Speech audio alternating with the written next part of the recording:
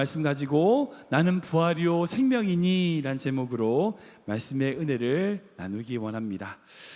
그리스도인은 예수님의 십자가와 부활을 믿는 자들입니다. 그리고 그 예수님이 우리의 유일한 구원이 되신다, 그걸 믿는 것이 기독교죠.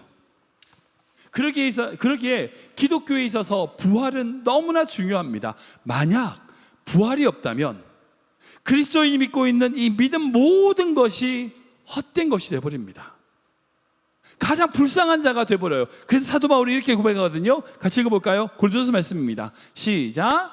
그리스도께서 다시 살아나신 일이 없으면 너희의 믿음도 헛되고 너희가 여전히 죄 가운데 있을 것이요 또한 그리스도 안에서 잠자는 자도 망하였으리니 만일 그리스도 안에서 우리가 바라는 것이 다만 이 세상의 삶뿐이면 모든 사람 가운데 우리가 더욱 불쌍한 자이리라. 아멘. 맞습니다. 예수님의 부활, 그 부활이 있기에 우리가 믿음으로 이 세상 가운데 살아가게 되네요. 만약 우리에게 그 부활이 없으면요, 우리는 세상에서 제일 불쌍한 자가 되는 거예요. 즉 예수님의 부활이고 생명이 되신다는 것은요, 우리가 믿는 믿음의 가장 근본되는 핵심이라고 할 수 있습니다. 오늘 본문에서 예수님은 나는 부활이다, 나는 생명이다 라고 말씀하시는 이 말씀을 통하여 우리의 믿음의 뿌리가 어디에 있는지를 한번 살펴볼 수 있을 것입니다. 제가 몇 차례 말씀을 드렸는데 요한복음을 보면 예수님이 나는 스스로 무엇이다 라고 말씀하시는 것이 7가지가 등장하죠. 6장을 보면 나는 생명의 떡이다, 8장에 나는 생명의 빛이다, 그리고 2주 전에 나왔던 것처럼 10장에 나는 양의 문이다, 선한 목자다, 그리고 오늘 나는 부활이요 생명이다, 14장에 나는 길이요 진리요 생명이다, 마지막으로 15장에 나는 참 포도나무다. 이렇게 7가지 말씀으로 예수님이 내가 어떤 존재인지에 대하여 말씀하시는 것을 보게 됩니다. 이 하나하나가 너무나 중요한 예수님의 선언이에요. 우리가 기억하고 배워야 될 명제입니다. 근데 마침 이제 지난 3주간에 이 내용들이 연결돼서 3주째 예수님의 이 명제를 나누고 있어요. 2주 전에 나는 예수님은 양의 문이시다, 문이라고 하는 것의 의미가 무엇인지를 살펴봤고요.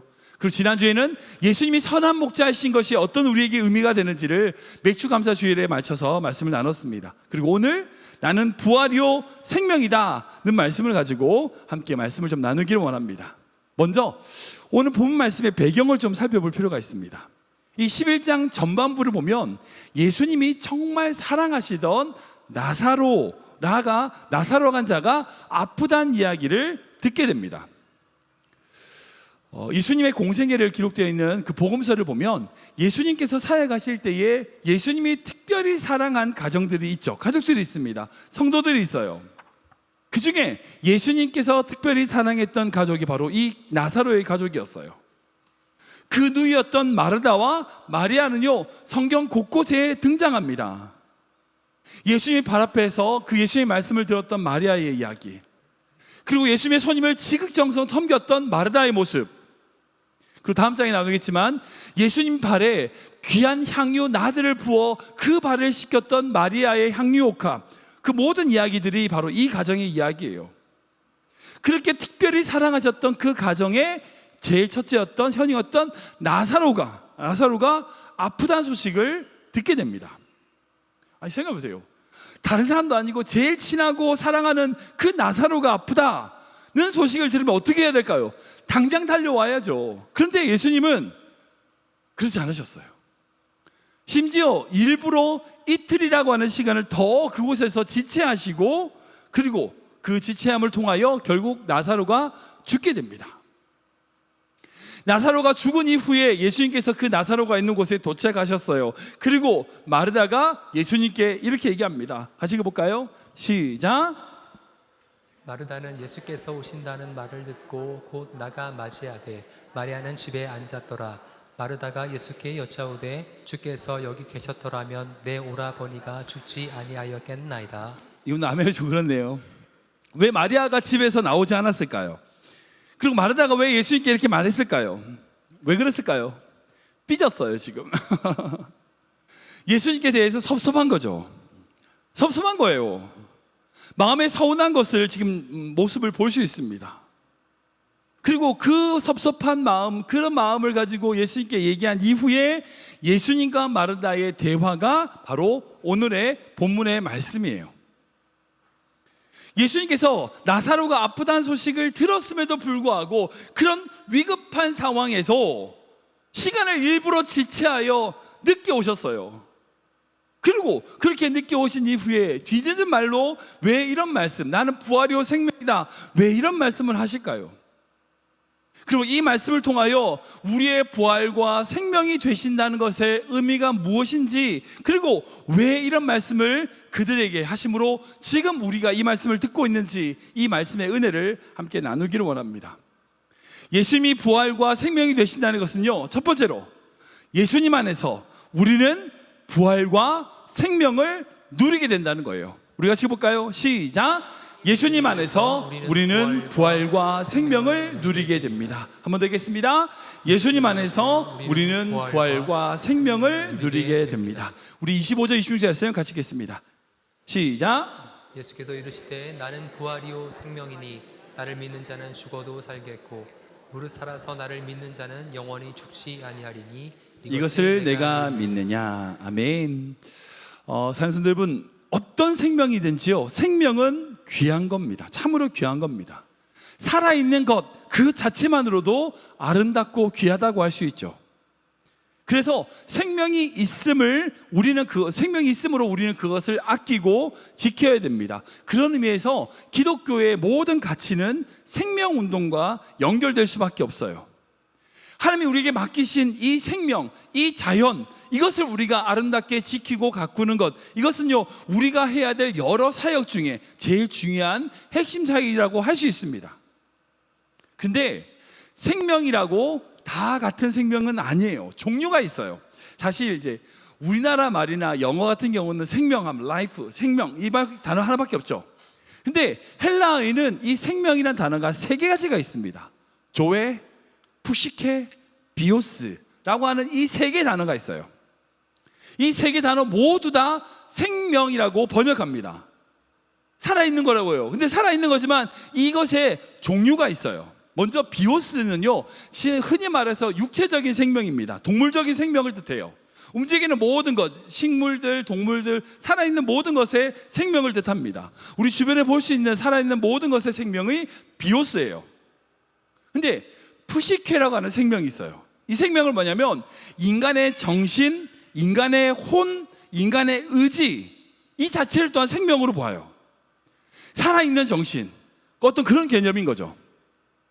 마지막으로 조회라는 것이 있습니다. 이것은요 영적인 생명, 영원한 생명, 그 생명을 조회라고 말씀하고 있어요. 오늘 본문에서는 예수님께서 나는 부활이요 생명이다 라고 할 때 이 생명은요 뭐냐? 바로 조회예요. 조회, 정적인 생명을 의미합니다. 그냥 이 땅에 살아있는 존재, 생물학적인 생명이 아니라 영적인 생명이 되신다는 거예요. 솔직히 우리는 누구나 다 죽음을 두려워하죠. 당연하죠. 죽는 것을 좋아하는 사람은 아무도 없을 겁니다. 죽음은 다 두려워요. 그런데 그 죽음에 대하여 여러 가지 방법으로 이겨내기 위해서 인간을 보면 여러 방법을 찾죠. 노력하죠. 근데 그 죽음을 단번에 이겨내는 사람은 없습니다. 그런데 마지막 임종의 순간에 죽음 앞에 담대한 분들을 저는 만나본 적이 있어요. 죽는데 너무 행복해하는 거예요. 죽음 앞에서 너무 담대하신 거예요. 제가 2008년도에 서울에서 사역할 때에 섬겼던 교회에 주정순 권사님이라는 분이 계셨어요. 서울에 이제 알려진 식당을 운영하셨던 권사님이셨는데 평생 주님을 위하여 헌신하고 사셨던 분이셨어요. 마지막까지 모든 것을 다 교회에다 헌납하고 그리고 천국으로 가셨던 정말 제가 존경할 만한 그런 권사님이셨어요. 근데 제가 잊지 못하는 것은요, 그 권사님의 마지막 모습이에요. 나이가 90이 넘으셔서 노환과 암으로 죽음에 이르게 됐습니다. 어느 누구도 다 죽으실 걸 다 예상하고 있었어요. 본인도 알았죠. 아팠어요. 고통스러운데요. 근데 그 권사님의 얼굴은요 너무 천사와 같았어요. 죽음에 대한 두려움이 아니라 정말 기쁨으로 예수님을 맞이하러 나 천국 간다고 기쁨을 맞이하며 나아가신 모습을 저는 잊지 못합니다. 제가 그 모습 보면서 나도 저렇게 죽어야지 라고 생각이 들었었어요. 이와 비슷한 경험을 여러분들 해보셨을 거예요. 죽음 앞에 두려워하지 않는 성도들을 보면요, 은혜가 돼요. 여러분, 초대교회 성도들은요, 죽음 앞에서 담대하게 순교함으로 나아갔어요. 자기의 생명을 아끼지 않고 복음과 교회를 위하여 내어드렸습니다. 어떻게 그럴 수 있죠? 어떻게 그렇게 죽음을 두려워하지 않을 수 있죠? 그 이유는 바로 그들에게 그 조회의 생명, 영원한 생명이 있었기 때문이에요. 우리가 흔히 말하는 죽음은요, 비오스의 죽음입니다. 육체적인 죽음이에요. 근데 그 비오스의 죽음은요, 결코 푸시케의 생명, 조회의 생명에 영향을 주지 않아요. 쉽게 말해서 위대한 정치인이나 철학가나 사상가가 죽었다고 그 사람의 생각이 죽습니까? 절대 안 죽어요. 지금도 많은 신학교나 철학에서는요, 뭐 키에르케오르, 발마르트, 죽어있는 뭐 칸트, 뭐 이런 사람들 이야기를 해요. 그 사람의 육신은 죽었지만 그 사람의 생각은 지금도 살아있어요. 마찬가지로 우리에게 조회, 영원한 생명이 있다면 결코 우리의 비오스의 죽음, 그 죽음이 우리의 조회에게는 영향을 줄 수 없다는 거예요. 그걸 보여주는 예가 있습니다. 바로 욥이 받은 축복이에요. 성경을 보면 가장 좀 억울한 사람 중에 한 사람이 바로 욥입니다. 사단의 시험을 받아서 정말 부자였고 당대의 의인이었던 욥이 고난을 당하고 그리고 어려움을 많이 겪게 되죠. 그 방법을 보면 1장을 보면 그 욥이 가지고 있었던 재산과 부에 대하여, 평가에 대해 이렇게 말씀하고 있거든요. 같이 읽어볼까요? 1장 1절부터 3절 시작. 그 사람은 온전하고 정직하여 하나님을 경외하며 악에서 떠난 자더라. 그에게 아들 7과 딸 3이 태어나니라. 그의 소유물은 양이 7,000마리요, 낙타가 3,000마리요, 소가 500결이요, 암나귀가 500마리이며 종도 많이 있었으니 이 사람은 동방 사람 중에 가장 훌륭한 자라. 아멘. 진짜 대단한 사람이죠. 당대의 의인이라고 그러고 동방에서 가장 훌륭한 자다. 근데 재산을 보니까 아들 7, 딸 3, 그리고 소유물은 양이, 띄워주세요, 양이 7,000, 낙타가 3,000, 소가 500결이, 암나귀가 500결이, 이렇게 많은 재산이 있더라는 거예요. 이런 재산을 가지고 있었어요. 근데 어쨌든 간에 그 사단의 시험을 말미암아 이 모든 게 다 없어지죠. 다 날아가요. 자기의 몸도 병도 들고요. 그거 정말 고생합니다. 그리고 그 모든 시험이 끝난 이후에 하나님께서 이 욥에게 갑절의 축복을 주세요. 욥이 마지막장에 이렇게 기록되어 있거든요. 같이 읽어볼까요? 42장입니다. 시작. 그래서 욥의 말년에 욥에게 처음보다 더 복을 주시니 그가 양 14,000과 낙타 6,000과 소 1,000결이와 암나귀 1,000을 두었고 또 아들 7과 딸 3을 두었으며. 아멘. 하나님이 복을 더 주셨어요. 그러니까 2배를 주신 거예요. 아들 7, 딸 3, 그리고 양이 14,000, 낙타가 6,000, 소가 1,000, 암나귀가 1,000. 이렇게 보면 옆에 보시면 양경도 딱 2배, 낙타도 2배, 소도 2배, 암나귀도 2배, 다 정말 2배의 축복을 주신 거예요. 목사님 무슨 생명 얘기하시면서 왜 욥이 받은 축복에 대해서 얘기하시냐요? 혹시 여러분 모르시겠죠? 자세히 보세요. 욥이 받은 그 모든 것은 다 2배로 받았어요. 다시 한번 더 앞에 거 다 2배로 받았어요. 근데 다 2배로 받았어요, 안 받았어요? 자식은 2배로 안 받았죠. 자식은 그대로 7, 딸 3이에요. 맞아요, 그대로예요. 2배인데 2배를 다른 거 다 2배로 받았는데 아들, 딸은 2배로 받지 않았어요. 아니에요. 2배로 받았어요. 왠지 아세요? 만약 죽었다고 표현되는 그 자녀가 살아있다면 2배가 되는 거예요.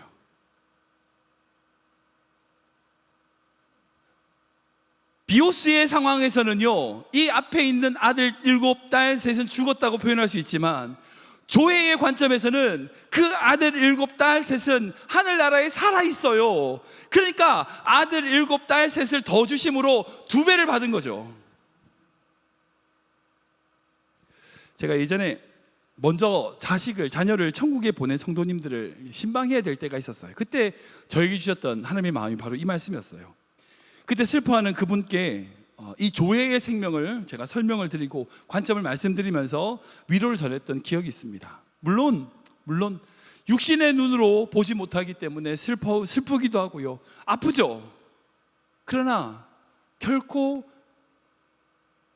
그 생명이 거기서 끝나는 게 아니에요. 결코 그 생명이 거기서 멈추는 것이 아니에요. 사랑하는 여러분, 우리가 그런 관점을 가지고 있다면요, 우리는 죽음을 두려워할 필요가 없어요. 우리에게 비오스의 생명만 있다면 두려워할 수 있죠. 그러나 우리에게 비오스의 생명이 아니라 푸시케의 생명, 조회의 생명이 있습니다. 우리의 정신, 우리의 생각, 우리의 믿음 결코 죽지 않아요. 또한 하나님이 주시는 그 영원한 생명은 결코 죽지 않습니다. 그러기에 우리는 비오스의 죽음을 두려워할 필요가 없어요. 예수님께서 우리의 부활과 생명이 되신다는 것은요, 다른 의미가 아니에요. 우리가 이 땅에 살아가는 삶이 그저 육신의 생명에 그치지 않고 영원한 생명으로 우리를 인도하시겠다는 약속인 거예요. 그게 기독교의 핵심이에요. 이 약속을 믿음으로 붙드시는 귀한 성도 되시길 축원합니다. 근데 또한 예수님이 우리의 부활과 생명이 되신다는 것은요, 다른 게 아니에요. 예수님 안에서 우리의 부활과 생명은 이어지게 된다는 거예요. 우리 같이 볼까요? 시작. 예수님 안에서 부활과 생명은 이어지게 됩니다. 한 번 더 읽겠습니다. 예수님 안에서 부활과 생명은 이어지게 됩니다. 우리 고린도서 말씀인데요, 같이 보겠습니다. 시작. 그러나 이제 그리스도께서 죽은 자 가운데서 다시 살아나사 잠자는 자들의 첫 열매가 되셨도다. 사망이 한 사람으로 말미암았으니 죽은 자의 부활도 한 사람으로 말미암는도다. 아멘. 저희 집에 와보신 분들이 계신지 모르겠지만 저희 집에 가면요, 깻잎들이 많이 자라고 있습니다. 저희는 몇 년째 공짜로 깻잎을 저희 집에서 화분과 짜투리 땅에서 떼고 있어요. 이번에 저희 부모님 오셔가지고 식사하면서 매번 저희 어머니가 깻잎 따오셔가지고 같이 맛있게 식사를 했습니다. 근데 제가 의도적으로 그 깻잎을 심은 게 아니에요. 약 4년 전에 어떤 분이 깻잎 모종 하나를 저에게 주셔가지고 화분에 심었어요. 그리고 그해 가을에 그냥 내버려 뒀거든요. 근데 그 씨앗이 퍼져가지고요, 저희 집은 매년마다 깻잎이 올라와요. 그 생명력이 얼마나 강한지. 그 깨는요, 매년 저희 집 화분과 모퉁이 땅에서 자랍니다. 여러분, 이 생명, 씨앗의 생명도 그런데 씨앗 하나가 떨어지면요, 절대 그 씨앗 하나로 끝나지 않아요. 뭔가를 만들어냅니다. 왜냐하면 그 씨앗에 생명이 있기 때문이에요. 생명이 있기 때문이에요.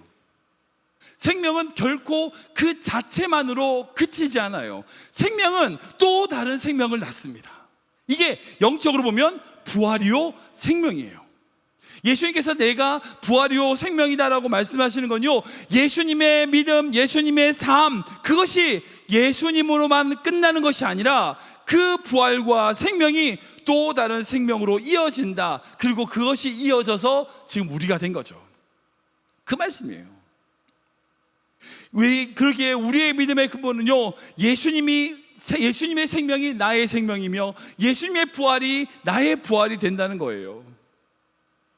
그런 관점에서 만약 우리가 예수님의 부활과 생명을 믿는다면, 영생을 받은 자라면 우리의 생명은 어떻게 될까요? 또 다른 생명으로 이어져야 돼요. 이어져야 돼요.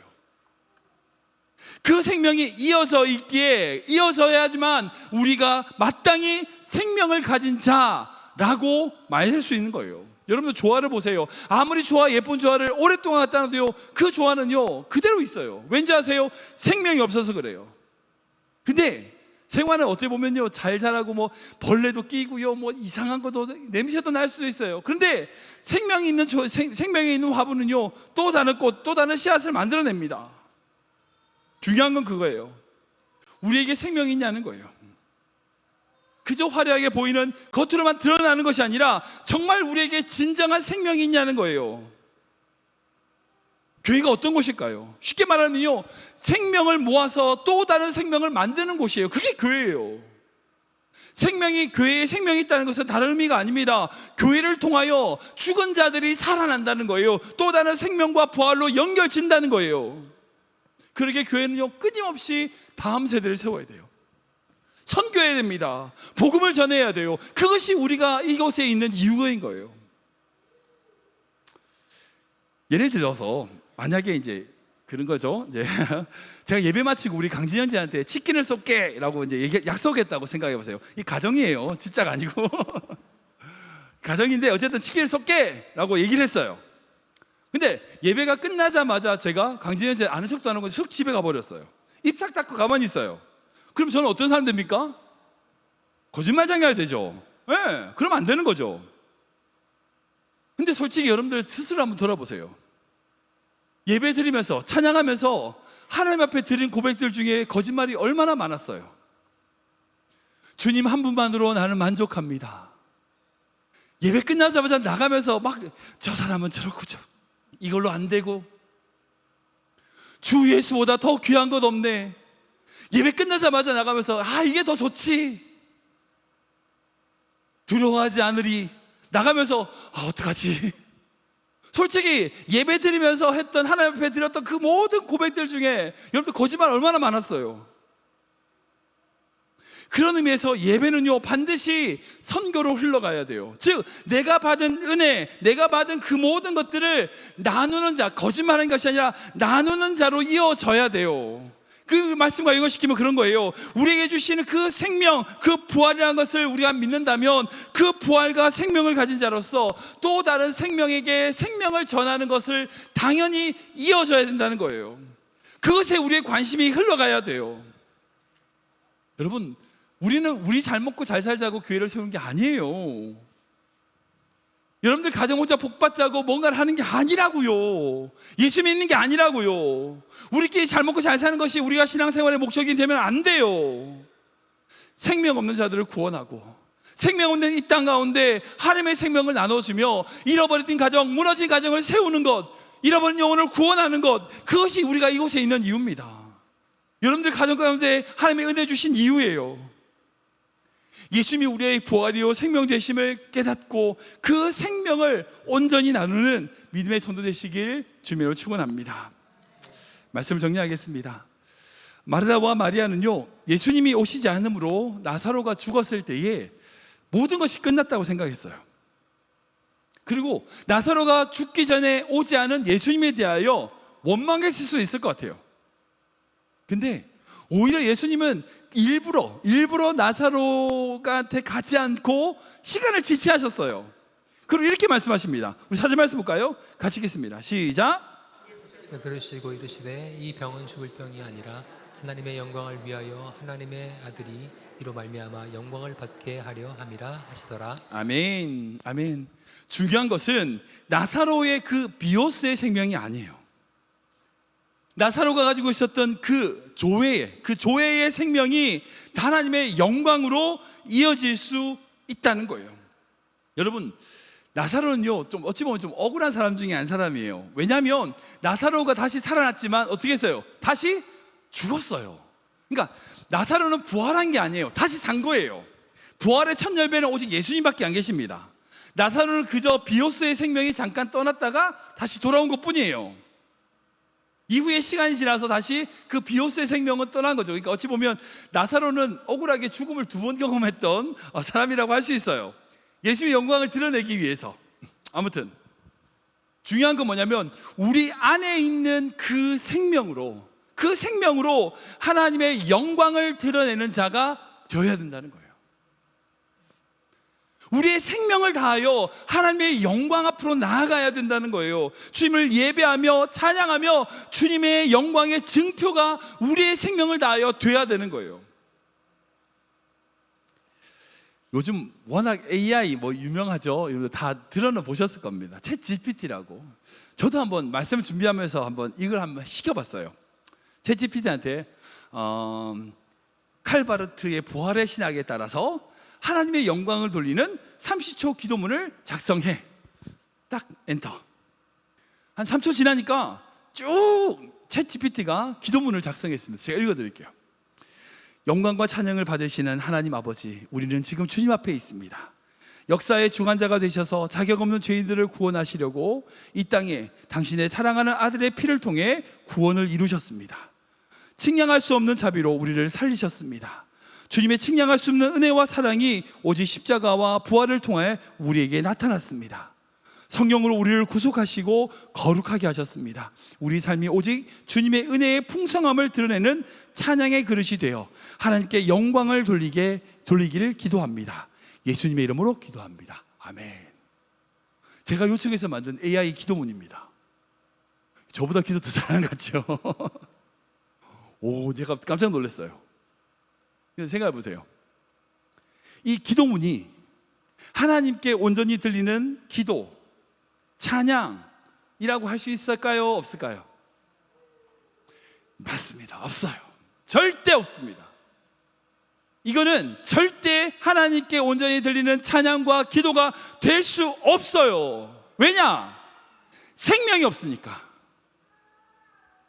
그저 컴퓨터가 이것저것 정보를 모아내서 그런 문장을 만들 수는 있어요. 흉내를 낼 수 있겠죠. 그러나 그것은 찬양이 아니에요. 그건 기도가 아니라고요. 왜? 생명이 없으니까. 생명 없는 그 단어들을 막 나열한다고 그게 기도가 되는 게 아니에요. 아무리 좋은 문장, 아무리 좋은 아름다운 멜로디 그런 걸 모은다고 해도요, 결코 생명이 없는 것은요 찬양과 기도가 될 수 없어요. 아니에요. 여러분들 스스로 돌아보세요.